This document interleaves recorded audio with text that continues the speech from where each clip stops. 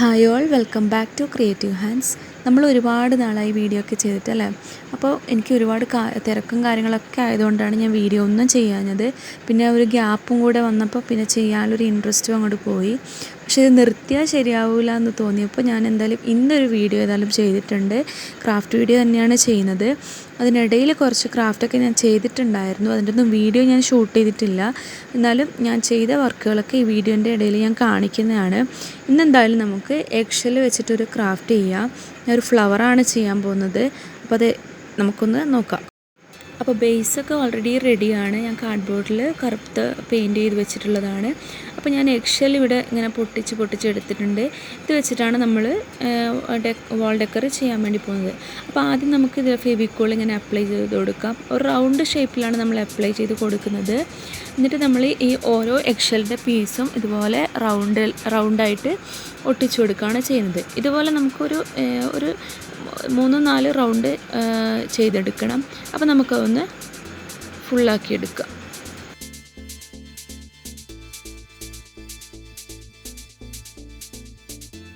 Okay, അങ്ങനെ നമ്മൾ ഒരു റൗണ്ട് ഫുള്ളാക്കി എടുത്തിട്ടുണ്ട്. ഇനി നമുക്കിതിന് പെയിൻറ്റ് ചെയ്തെടുക്കണം. പെയിൻറ്റ് ചെയ്യാൻ വേണ്ടിയിട്ട് ഞാൻ ഈ ഒരു ഷെയ്ഡും അതുപോലെ അതിൻ്റെ കൂടെ വൈറ്റും കൂടെ എടുത്തിട്ടുണ്ട്. ഒന്ന് ലൈറ്റാക്കി കൊടുക്കാൻ വേണ്ടിയിട്ടാണ് വൈറ്റ് എടുത്തത്. അപ്പോൾ ഞാൻ ഈ 2 ഷെയ്ഡും കൂടെ മിക്സ് ചെയ്തിട്ടുണ്ട്. ഇനി നമുക്കിത് ഓരോ എഗ്ഷെല്ലിൻ്റെ പീസിലും ഇങ്ങനെ അപ്ലൈ ചെയ്ത് കൊടുക്കാം.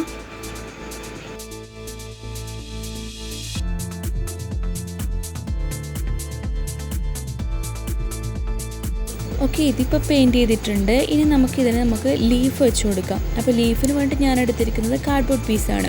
ഇത് നമുക്കൊരു ലീഫിൻ്റെ ഷേപ്പിൽ കട്ട് ചെയ്തെടുത്തിട്ട് നമ്മളിത് നമ്മുടെ ഫെവിക്കോൾ വെച്ചിട്ട് തന്നെ ഒട്ടിച്ചെടുക്കുകയാണ് ചെയ്യുന്നത്.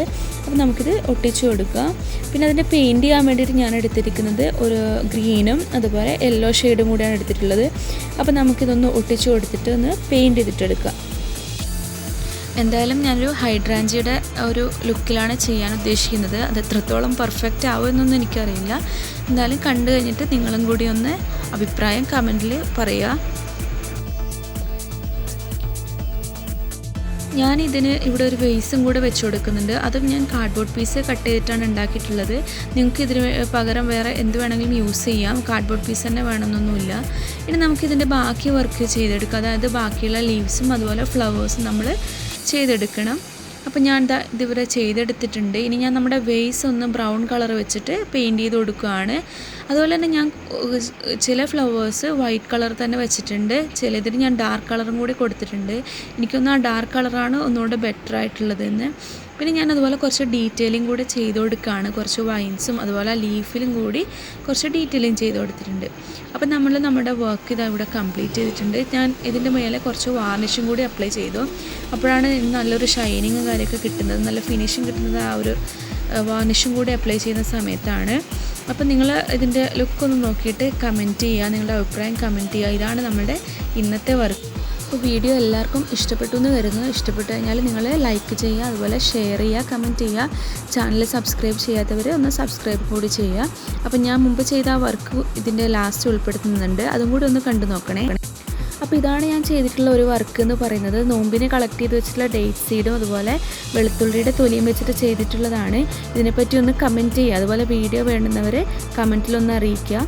ബാക്കിയുള്ള 2 വർക്ക് ഞാൻ അടുത്ത വീഡിയോയിൽ കാണിക്കുന്നതാണ്. അപ്പോൾ താങ്ക് യു.